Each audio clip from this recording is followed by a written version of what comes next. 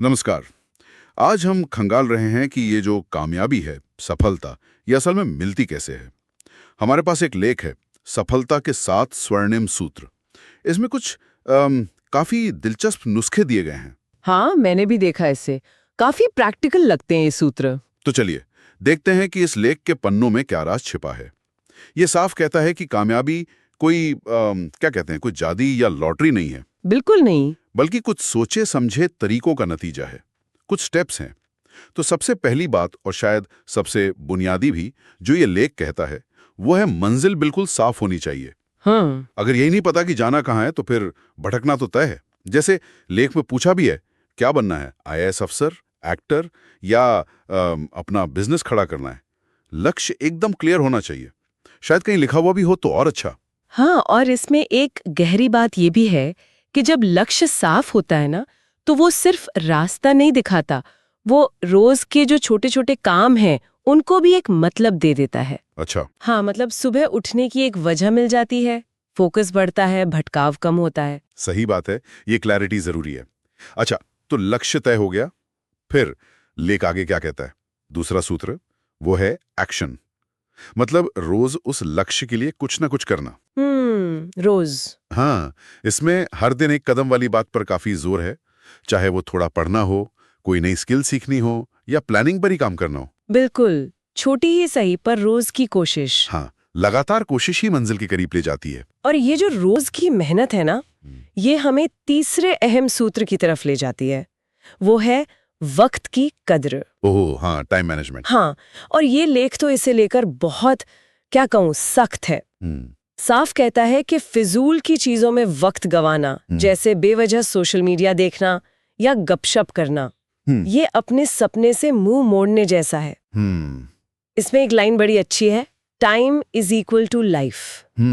मतलब वक्त संभाल लिया तो जिंदगी संभल गई। ये तो बहुत पावरफुल बात कह दी, टाइम इज लाइफ। लेकिन देखिए, रास्ता हमेशा सीधा तो नहीं होता, मुश्किलें आती हैं, है ना? बिल्कुल आती हैं। तो यही चौथा सूत्र काम आता है। लेख याद दिलाता है कि गिरना, असफल होना, ये सब नॉर्मल है। हाँ, सफर का हिस्सा है। हर कामयाब इंसान ने ठोकरें खाई हैं। पर पॉइंट ये है कि लेख कहता है हार को बहाना मत बनाओ, उसे सबक बनाओ। हाँ, सबक बनाओ। गिरकर उठने में ही, वो कहते हैं ना, असली दम है। बिल्कुल। और गिरने के बाद उठने के लिए जो सबसे जरूरी चीज है, वही है पांचवा सूत्र, खुद पर अटूट यकीन, सेल्फ बिलीफ। सेल्फ बिलीफ, हाँ। लेख कहता है कि दुनिया शायद कहेगी तुमसे नहीं होगा, ये मुश्किल है, पर अपने अंदर की आवाज, उस पर भरोसा रखना सबसे अहम है। सही। बाहर का शोर तो बहुत होता है। हाँ, तो ये आत्मविश्वास ही सबसे बड़ा हथियार है। इसके बिना तो बाकी सब सूत्र अधूरे से लगते हैं।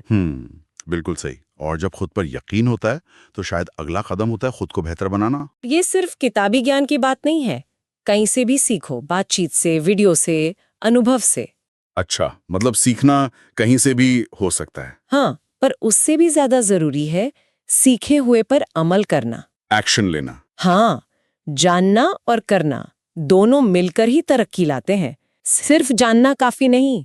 ठीक है, तो अब तक 6 सूत्र हो गए। सातवां क्या है? सातवां सूत्र थोड़ा अलग है। ये हमारे आसपास के माहौल पर फोकस करता है, अच्छे और पॉजिटिव लोगों के साथ रहना। संगत का असर। हाँ, बिल्कुल। लेख का तर्क है कि हम जिन लोगों के बीच रहते हैं, उनकी सोच, उनकी एनर्जी, उसका असर हम पर पड़ता है। ये तो है। तो ऐसे लोगों का साथ चुनो जो हौसला दें, मोटिवेट करें, न कि पीछे खींचें। सही माहौल हो तो सफर आसान हो जाता है। बिल्कुल। तो अगर हम इन सबको समेटें, इस लेख के हिसाब से सफलता के लिए क्या क्या चाहिए? एक तो एकदम साफ लक्ष्य, क्रिस्टल क्लियर। हाँ। फिर रोज की मेहनत, चाहे छोटी हो।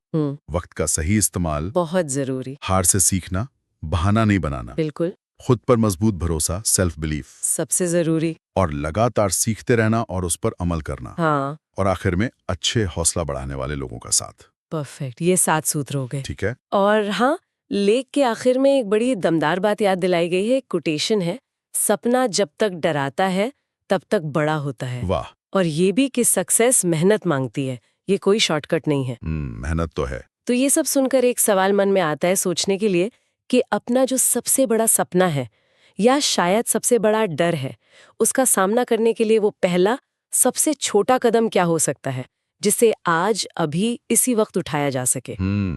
ये सोचने वाली बात है। वो पहला छोटा कदम